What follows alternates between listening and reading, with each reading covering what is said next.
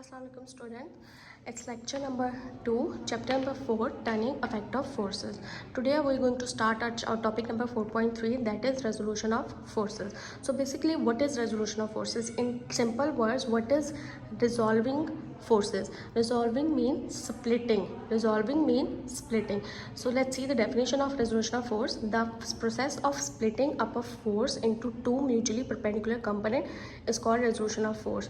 So हम कैसे define करेंगे रेजोल्यूशन ऑफ फोर्स को? लेट्स सपोज आपके पास ये एक स्केल है. एक स्केल को अगर आप दो इक्वल पार्ट्स में डिवाइड कर देंगे तो उसका क्या मतलब है? आपने इसको स्प्लिट कर दिया. इसी तरह फोर्स में हम क्या करेंगे? फोर्स को हम अगर दो म्यूचुअली परपेंडिकुलर कंपोनेंट्स में स्प्लिट कर देंगे तो हम क्या कहेंगे कि यहाँ पे क्या हो रहा है? रेजोल्यूशन ऑफ फोर्स हो रहा है. अब यहाँ पे एक टर्म यूज हुई है perpendicular component. Let's see what is perpendicular component. The components of force which are perpendicular to each other are called perpendicular components. Force के ऐसे कंपोनेंट्स जो एक दूसरे के साथ क्या है? परपेंडिकुलर है, उनको हम क्या कहेंगे? Perpendicular component. In simple words, the components which are making 90 angle with each other is known as perpendicular component. ऐसे कंपोनेंट्स जो एक दूसरे के साथ क्या करें?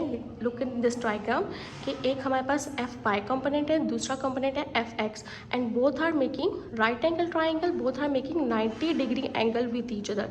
सी this is a straight line, it means it is making a 90 angle with fx. So they both are perpendicular to each other. In this diagram, this is the force we applied to move this object to a certain points. But when an object move, we are applying force in this direction and object is displaced from this position to this position. Now we will see the object will move from like here to here.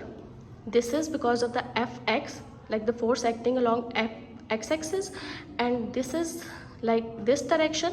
Force is moving from this to this direction because of the fy. Fy means the force that acts along y-axis. So we have split force F into two components, that is Fx and Fy, and these both components Fx and Fy are perpendicular to each other because they are making 90 degree angle with each other.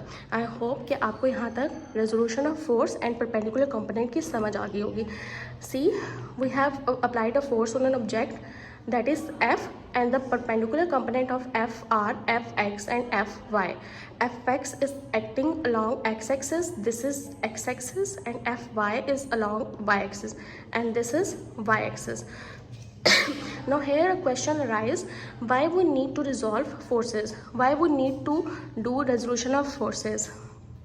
To find the magnitude of Fx and Fy, if we want to find the value of the force acting along x-axis and the value of force acting along y-axis, we need to use resolution of forces. Next, what we can find from resolution of force is the value of force, the value of the resultant force that we are applying. And the third that we can find from resolution of force is the direction of force. Like if I am applying I am applying force in this direction, then the object will displace in what direction? We can find this by using resolution of forces.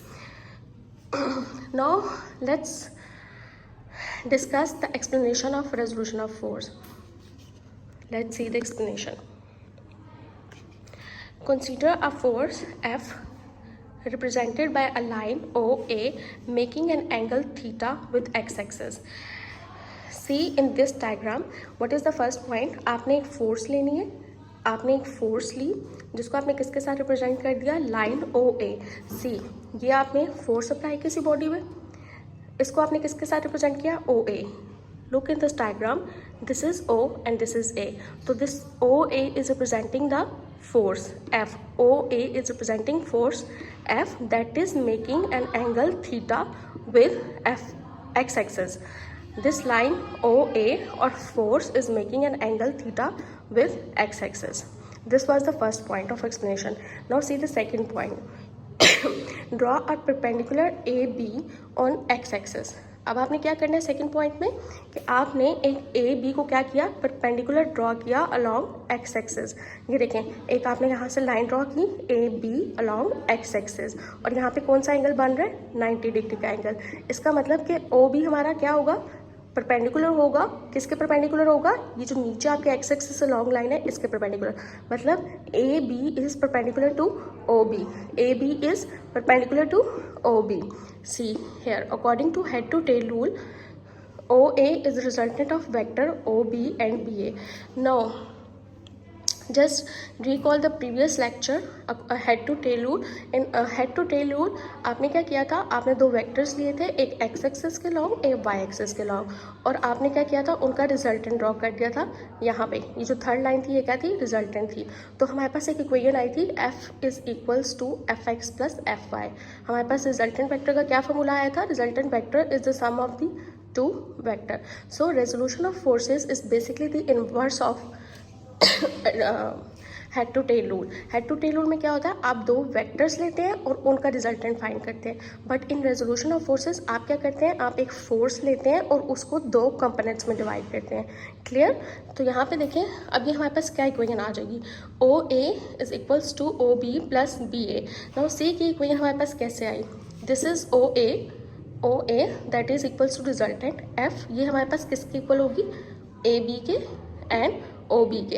ये हमारे पास किसके, F हमारे पास किसके equal होगी, O B plus A B plus B A according to head to tail rule. Resultant is equal to the sum of two perpendicular components. Now the third point is the components of OB and BA are perpendicular to each other. Perpendicular to each other means they are making 90-degree angle. See the components OB, ये देखें, ये हमारा component है OB, ये हमारा किसके perpendicular होगा, BA के. कैसे BA के परपेंडिकुलर होगा, क्योंकि यहाँ पे कौन सा एंगल बन रहा है, 90 डिग्री एंगल बन रहा है. इसका मतलब we can write it as OB and BA are perpendicular to each other.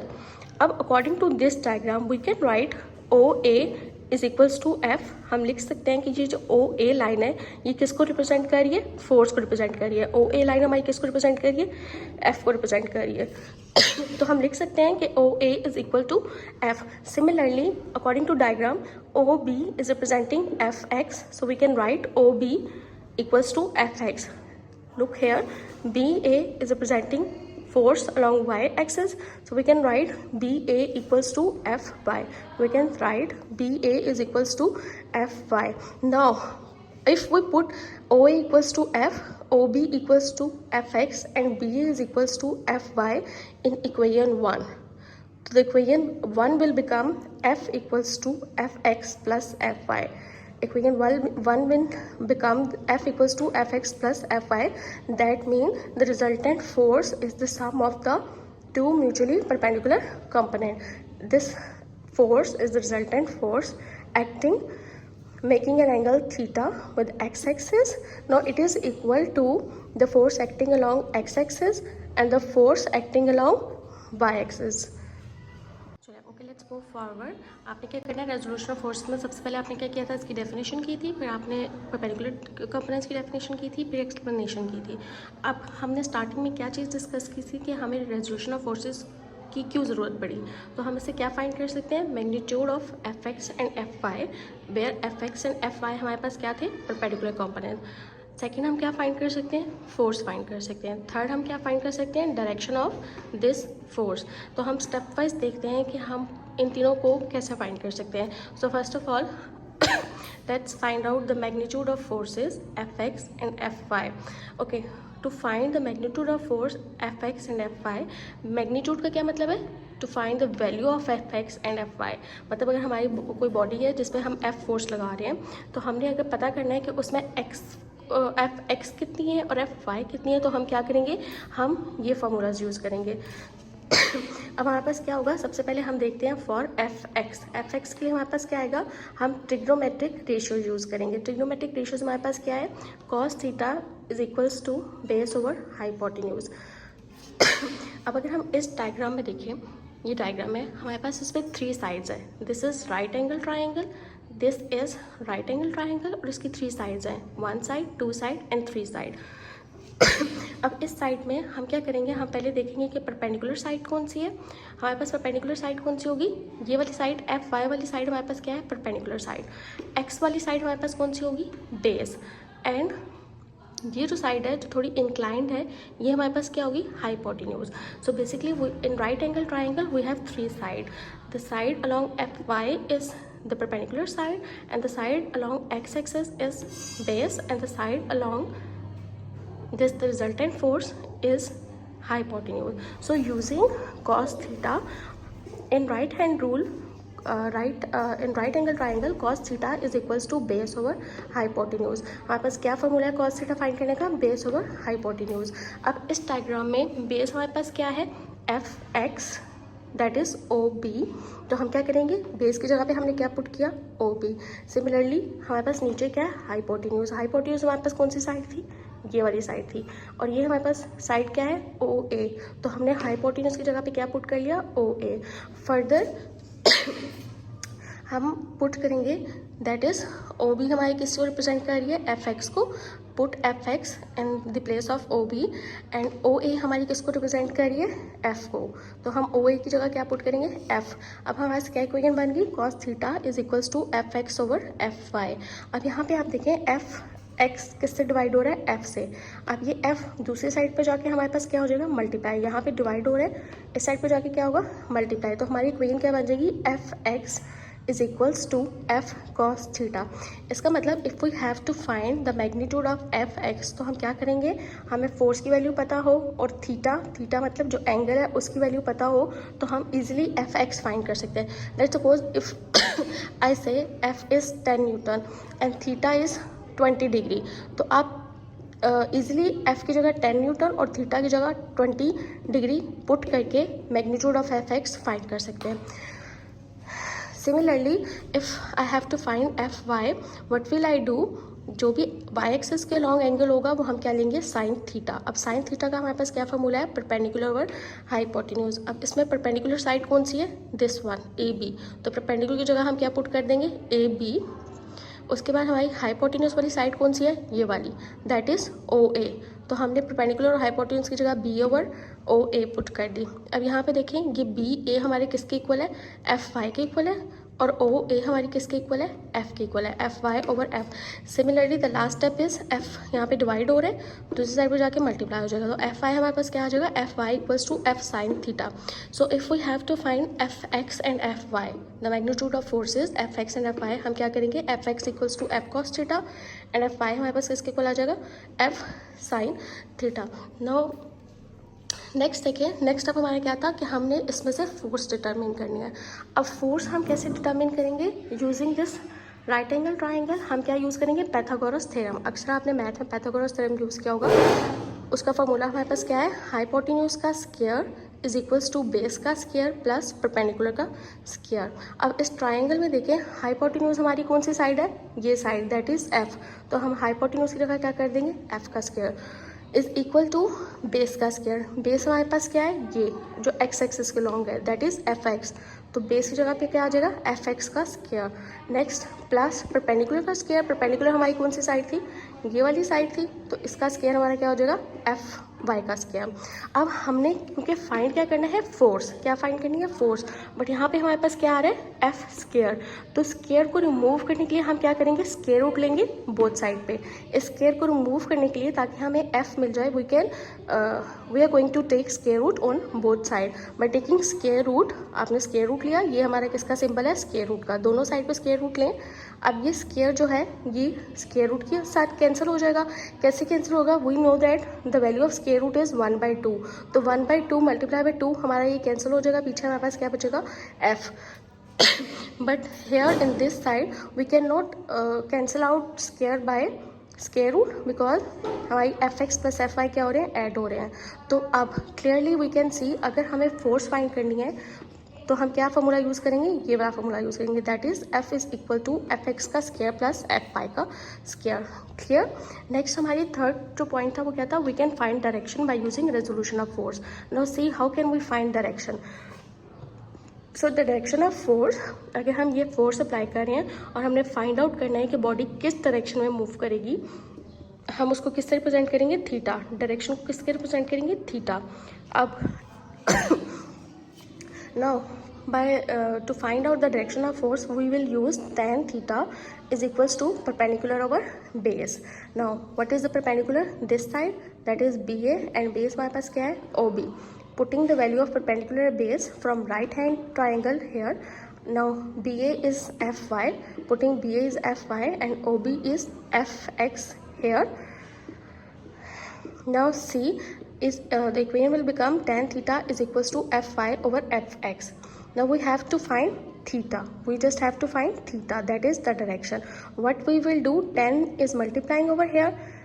अगर हम उसको दूसरी साइड पे लेके जाएंगे तो ये हमारा क्या हो जाएगा? tan inverse. इसको हम क्या रीड करेंगे? tan -1 जो -1 पावर में है, इसको क्या पढ़ेंगे? tan inverse. तो theta will become theta is equals to tan inverse Fy over Fx. So we can find the direction easily. Theta is equals to tan inverse of Fy over Fx. इस equation को हम एक दफ़ा दोबारा देखते हैं, हम इसको रीड कैसे करेंगे. Theta is equals to tan inverse of Fy over Fx. Now students, इसमें हमने we have used different trigonometric ratios like cos theta is equals to base over hypotenuse, sin theta is equals to perpendicular over hypotenuse, and the last one is tan theta equals to perpendicular over hypotenuse. Trigonometric ratios में हमारे पास क्या होते हैं? तीन हम लेते हैं, एक cos theta, एक sin theta और एक tan theta. अब आप लोगों के लिए ये थोड़ा डिफिकल्ट होगा टू मेमोराइज कि cos theta किसके इक्वल है, sin theta किसके इक्वल है एंड tan theta किसके इक्वल है. तो here is a trick to memorise this formula. अब ये ट्रिक क्या है? आप ये यहाँ से लेके यहाँ तक एक लाइन याद कर लें. हमारे पास क्या ये लाइन है? Some people have curly brown hair through proper brushing. अब देखें कि इस लाइन से हम ये फार्मूलाज कैसे बनाते हैं. सबसे पहले देखें, some people have, some S for some and S for sine. तो हमारे पास क्या आ जाएगा? Sine theta is equals to P for people and P for perpendicular. ऊपर परपेंडिकुलर आ जाएगा, डिवीजन में क्या आएगा? Have, H for have and H for hypotenuse. तो साइन थीटा हमारे पास क्या बन गया? Sine is equals to perpendicular over hypotenuse. Similarly for cos theta हम क्या करेंगे? C for curly and C for cos theta is equals to B for brown and B for base divided by here hypotenuse. cos theta हमारे पास क्या आ जाएगा? cos theta is equals to base over hypotenuse. Last one is through proper brushing, t for through and t for tan theta, proper p for proper and p for perpendicular divided by b for brushing and b for base. So some people have curly brown hair through proper brushing. This is the easy trick to memorize these three trigonometric ratios formula. Okay, I hope कि ये 3 points जो हमने आज find किए by using resolution of force. We have calculated the magnitude of force, we have calculated the force and the direction of the force by using resolution of force is clear now. Thank you. Students, now open page number 88 of chapter number 4. Let's just go through the today's topic, that is resolution of forces, topic number 4.3. So आपने क्या करना है, जैसे मैंने आपको board पे explain किया सारा, you can just write down. आपने सबसे पहले क्या करना है? रेजोल्यूशन ऑफ फोर्स की डेफिनेशन लिखनी है. Then you have to write the definition of perpendicular component. After that draw a diagram and explain this diagram. ठीक है, आपने बिल्कुल वैसे ही करना है जैसे मैंने आपको बोर्ड पे करवाया. आप बेशक इसको एज इट इज़ बोर्ड से अपनी कॉपी पे नोट डाउन कर लें for to memorize. Okay, next step है, इसमें यहाँ पे हेडिंग दे लें मैग्नीट्यूड. ये जो पैराग्राफ है इस पर हेडिंग दे लें मैग्नीट्यूड Fx एंड Fy. इसमें क्या किया है इन्होंने? मैग्नीट्यूड ऑफ फोर्सेस फाइंड किया है. ठीक है, जो मैंने आपको अभी ट्रिग्नोमेट्रिक रेशियोज से समझाया है, cos theta is equals to base over hypotenuse और साइन थीटा. यहाँ पे क्या किया? हमारे पास 2 मैग्नीट्यूड आ गए, एक Fx का and the second one is Fy. Okay, clear. Now next page पे आए, पेज नंबर 89. इसमें उन्होंने क्या किया? डिटर्मिनेशन ऑफ फोर्स, जो हमारा सेकंड पॉइंट था कि फोर्स कैसे कैलकुलेट हुई है.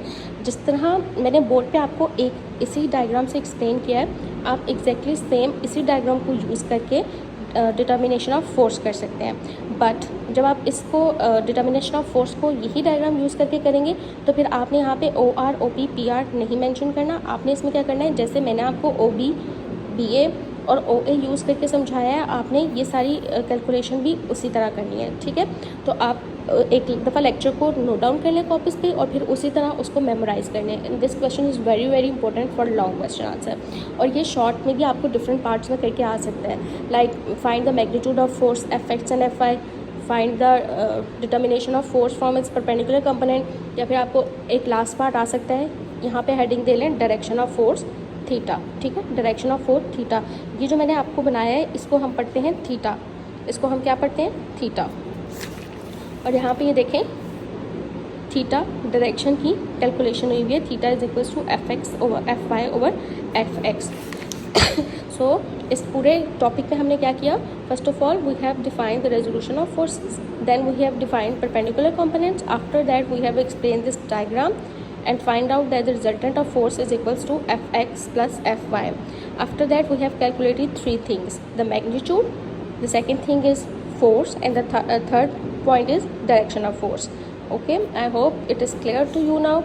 आप इसको एक दफ़ा बोर्ड से नोट डाउन कर लें कंप्लीट टॉपिक को, और उसके बाद इसको अच्छी तरह मेमोराइज कर लें। This question is very very important. आपने ये वाला शॉर्ट के लिए याद करना है, ट्रिग्नोमेट्रिक रेशियोज़, ठीक है। ये 3 फार्मूलाज आपने शॉर्ट के लिए याद करने हैं, ओके।